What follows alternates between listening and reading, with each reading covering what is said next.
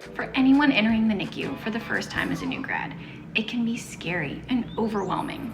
You walk into the unit for the first time for orientation, day one. What do you hear? What do you see? Loud alarms, babies screaming, machines making sounds you have never heard of before and have no idea what they mean. Hi everyone, I'm Ashley, founder of NICU Compass.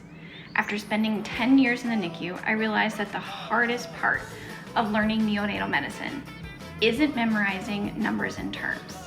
It's understanding why those things matter. That's exactly what NICU Compass is here to help with. Let's dive in. As a new grad in the NICU, you go back to square one in knowledge, since the NICU talk in school is a whole 30 minutes of an overview of premature babies. At least that's what I got. I'm going to run through some basics to get you started. You will see a variety of patients in your unit, but there are just a few terms to help you figure out what people are saying as you get started. The rest you'll learn along the way. The level of your NICU. Every NICU is rated to take care of a certain acuity of patients, meaning how sick the patients are and how much care each patient requires. NICUs are rated as levels 1 through 4, with level 4 being the highest level of care and taking in the sickest patients. Here's a chart that breaks it down for you. Level 1 is a newborn nursery, caring for healthy infants that may just need a moment to transition, get their lives together, blood sugar issues, hypothermia, they were a little cold, just brief stints and stays in a NICU. Level 2 is considered a special care nursery for infants greater than or equal to 32 weeks, maybe need some CPAP or brief intubation and ventilation.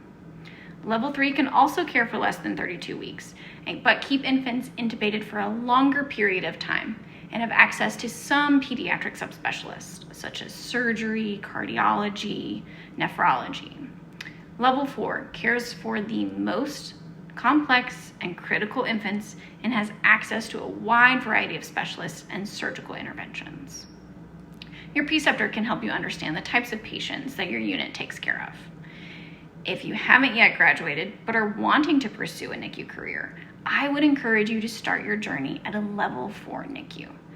I believe that it is easier to start off learning the hardest areas of the NICU, and if that doesn't suit you, but you still love the babies, then you can pursue a lower level of acuity. Starting with the hardest thing opens up so many doors to you in the future that you might not know you need just yet. It's a great baseline for starting your future career. ELBW and VLBW. ELBW means extremely low birth weight infants. VLBW, very low birth weight infants. The American Academy of Pediatrics refers to extremely low birth weight infants as weighing less than 1,000 grams and very low birth weight infants as weighing less than 1,500 grams at birth. This is a common weight in your premature infants born less than 30 weeks. For you visual learners, 1,000 grams is the weight of a 1 liter bottle of water. Most preemies you encounter if you work in a level 4 NICU will probably weigh less than that. A baby born at 23 weeks can weigh somewhere between 400 to 600 grams at birth, which is only about 0.9 to 1.3 pounds. I have an entire video about ELBWs and we'll link that in the description below. Speaking of weight, we use kilograms and their weight for everything. Know your baby's weight. When you know the grams, it's simple. 1825 grams equals 1.825 kilos. We would generally round to 1.8 kilos for simplicity. We use this weight to calculate everything, from how much we're feeding them, how much IV fluids they're getting, to the dose of every medication they're on. Again, know your baby's weight. My next tip is we do refer to babies born at their gestational age and what we call their corrected gestational age. We'll learn that we don't speak in how many months mom was when she was pregnant. In our world, every week and every day counts that baby was able to stay inside mom. So we say that babies are 23 weeks and 1 day, or 24 weeks and 2 days. This will continue to be a very important piece of information even as they grow. Total fluids. For preemies, fluid balance is crucial. Too much fluid will overwhelm their lungs because their bodies aren't mature enough to distribute and excrete too much fluid properly. and of course too little fluid, and they'll be dehydrated and not grow properly without enough nutrition. So we calculate and titrate the amount of total fluids we give them in a day. This fluid includes their IV nutrition, drips, and the food we're feeding them. I will make an entire separate video on breaking down this topic and the math to help make that a little easier. Another term you'll hear a lot is care times. It's one of the most important things you need to know is when not to mess with a baby. If there are any new residents or doctors watching, know this before you hit the floor, and your nurses will already love you.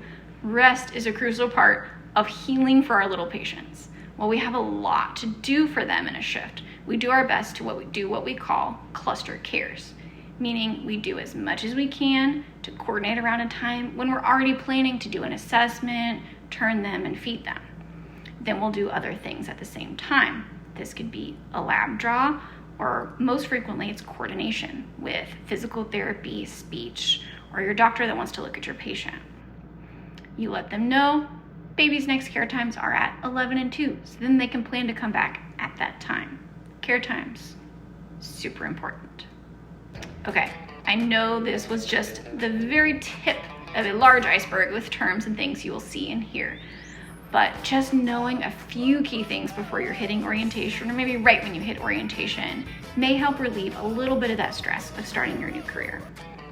If you are a new grad starting on your NICU journey and you're looking for support or guidance, or just have some general questions about this new career path that you've chosen, reach out to me via the comments or email and let me see how I can help. If this video helped you in any way, subscribe to NICU Compass. Every video will break down another neonatal concept into something that's easy to understand, so you can build your knowledge, confidence, and provide better care for your tiny patients. See you in the next video.